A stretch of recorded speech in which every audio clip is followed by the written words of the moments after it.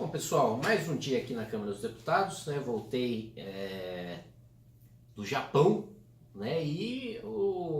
Não é porque eu voltei de um país desenvolvido não, mas aqui a situação da Câmara é de miséria, tristeza, desespero, assim, as piores coisas possíveis. A gente teve ontem eu participei pela primeira vez da CCJ, né? Sou membro da CCJ, membro da CFT, CCJ, né? Comissão de Constituição e Justiça, CFT, Comissão de Finanças e Tributação, e da CETASP, né? Que é a Comissão de Trabalho, Administração e Serviço Público. E basicamente a gente não conseguiu decidir nada na CCJ, a gente não conseguiu decidir nada no plenário. Mais uma vez, um dia em que a gente fica aqui trabalhando 16 horas para sair sem produzir absolutamente nada. O cara sai cansado, sai desgastado, sai sugado, sai estressado, sai com fome, sai com sono, sai triste e no final das contas não produziu nada e no final das contas a gente não fez nada e não adiantou nada. Mesma coisa agora, né? Acabei de voltar do plenário. A gente está já um projeto que era para ter sido votado ontem, envolvendo turismo. Aí a gente está votando hoje. E aí apresentaram 10 destaques. Aí dos 10 destaques a gente votou 5. E ainda a gente vai ter que aguentar aí nas próximas sessões aí mais gente falando em cada um dos outros 5 destaques. Aí votar. Enfim, o negócio tá triste, tá horroroso.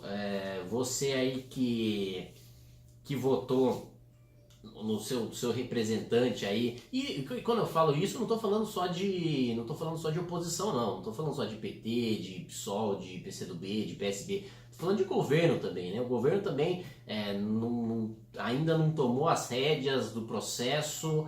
Não parece que existe governo. Aqui dentro da Câmara não vejo articulação do governo.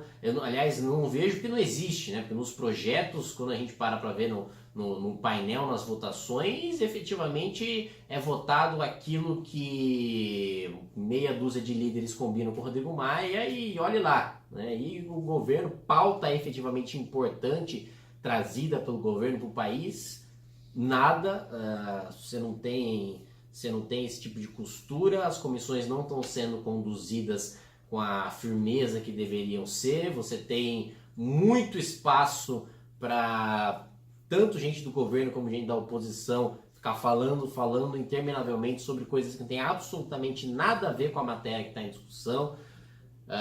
Principalmente aí gente que agora, né, no momento que está no calor do debate da reforma da Previdência, em assunto que não tem absolutamente nada a ver com Previdência, tanto gente do governo como gente da oposição falando de Previdência. Não é momento, vai ter muito espaço para a gente debater, é uma proposta de emenda à Constituição, então a gente vai debater na CCJ, a gente vai debater na Comissão Especial, a gente vai debater no plenário 2 vezes, e vão debater de novo na CCJ do Senado, e vão debater de novo 2 vezes no plenário do Senado. Então, oportunidade para debater Previdência não vai faltar, mas ainda assim o deputado insiste em usar tempo, dinheiro, em usar nossos escassos recursos e nossos altos salários pagos por vocês para basicamente um discurso que não vai levar a lugar nenhum, um debate que não vai levar a lugar nenhum, porque efetivamente o debate que vai fazer a diferença é o debate quando a gente estiver discutindo a matéria, que é quando a gente vai tomar decisão. Antes disso é só pirueta, é só aparecer em videozinho para ganhar like na internet e acabou, e a gente não vai conseguir fazer nada e a gente vai continuar nessa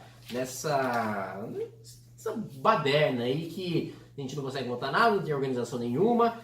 Hoje a situação ficou significativamente pior porque a gente teve a apresentação aí da reforma para os militares e a gente, assim, em comparação com o que está sendo proposto para o regime geral e para o regime próprio, ou seja, para os servidores públicos civis e para os trabalhadores da iniciativa privada, o que está sendo proposto para os militares é muito brando. Não tem como a gente defender aqui uma reforma que separa um setor e faz com que todos os outros paguem a conta. Assim, todo mundo sabe, sou 1000% favorável à reforma, defendi a reforma quando o Bolsonaro era diametralmente contra, defendi a reforma quando 5% só da população apoiava a reforma, defendi a reforma durante o governo Temer, o governo mais odiado da história do país, defendi a reforma, o pessoal chamando de vendido, achando que eu trabalhava para o Temer, eu trabalhava para o PMDB, o mercado financeiro, o que quer que seja.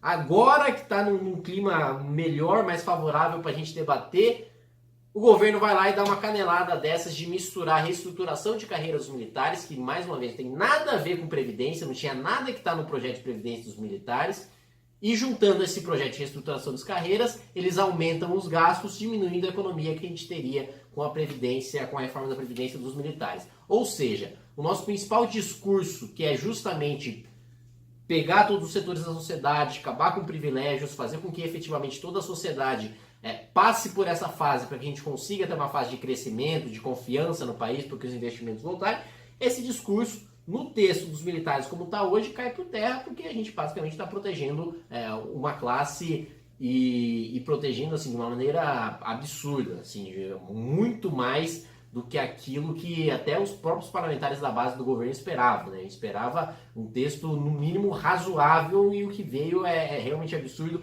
É tão absurdo a ponto de ser, e eu vi vendo alguns deputados do Centrão falarem que vai ser assim, a primeira vez na história que vai vir um texto mais brando do governo federal e que aqui vai ficar mais duro, né? De tão bizarro, de tão surreal que está a situação.